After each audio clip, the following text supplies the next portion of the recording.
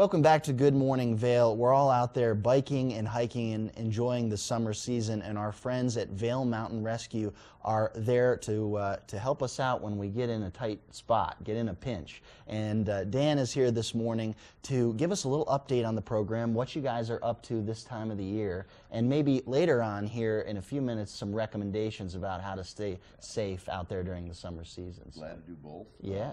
It's been a busy training week for us. Yeah.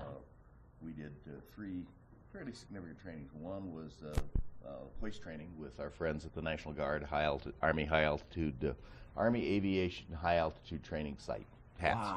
Wow.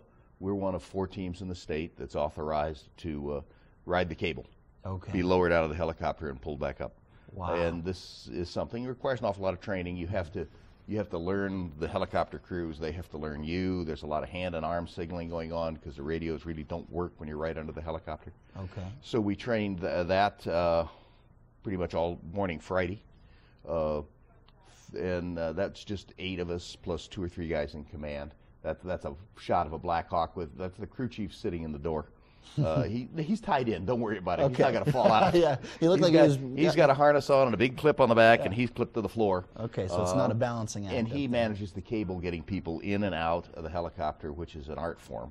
Wow. And what we were training this time is picking people up without a litter, picking up with a device called a strop, which is actually a horse collar and a strap, and 2 people are on the hook at the same time. And it's designed to get people who are stuck on cliffs or just the guy's ambulatory, he's not injured or not badly injured, and he's stuck. Sure. And you can bring the helicopter in and get him that way without trying to put him in a litter or anything else. So that requires a lot of practice, and we got a lot of iterations in. Then we also did a low-angle training where you have somebody who's hurt on a slope that's about 30 degrees, and you have to get them down. Yeah. Well, there's a certain amount of rigging. You have to find anchors for your rigging lines. You have to know how to tie it up. You have to know how to package the patient, that we didn't touch on packaging in this particular training. This was more the rigging side. Sure. And that was one evening. And then all day Saturday, all day Sunday, we had a swiftwater training with Mike Mather, who is arguably one of the best swiftwater people in the world. He trains all over. Yeah. And this was the Swiftwater 2 class, which was getting people more used to doing things that are a bit odd, like tossing a throw bag from a boat, which is what you'll see here in a minute, and boat towing some guy away from where he's in trouble. Sure. That one's a particularly interesting shot. We didn't use a cannon for that. He actually threw it. So that was 2 days. So we do, as I say, about 10,000 man-hours a year in missions and training. And you just said 28 new people have joined in the last couple of months, right? So you guys are... You have 2 training demands. One, these skills are all perishable. They're all seasonal. So your swiftwater skills deteriorate while you're on skis. Yeah. And your ski skills deteriorate while you're in swiftwater. So you have to retrain everybody who knows what they're doing. Now, we've got 28 new people in the last 18 months, and some are swiftwater qualified, some aren't.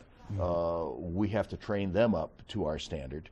And various people, swiftwater or backcountry skiing or anything, there's what you're willing to do and what you're not willing to do. In my case, I swim like a concrete block. Yeah. So my job. I imagine there are a few of you out there who are fishing water. So. Oh yeah, we have many current and former river guides that teach this for us, as well as Mike. But my job is usually in command, or if somebody else is in command, I'll be running safety. So we have people upstream to block more boats coming into your incident, and downstream with throw bags to catch anybody who gets loose from your incident. So many scenarios that you guys are managing to keep people safe out there. So we, I have my job with that, and rigging in low angle. I'm not the guy you put over the edge at 72 years of age. When we do that, then our recruiting program has not worked successfully. Yeah. Well, in just a few minutes, I'd love to hear more about those scenarios and maybe some ways that people can avoid needing the assistance of the Vail Mountain Rescue later this summer. Dan Smith's going to be back with us here in just a moment. Hang tight, we're going to take a look at the weather.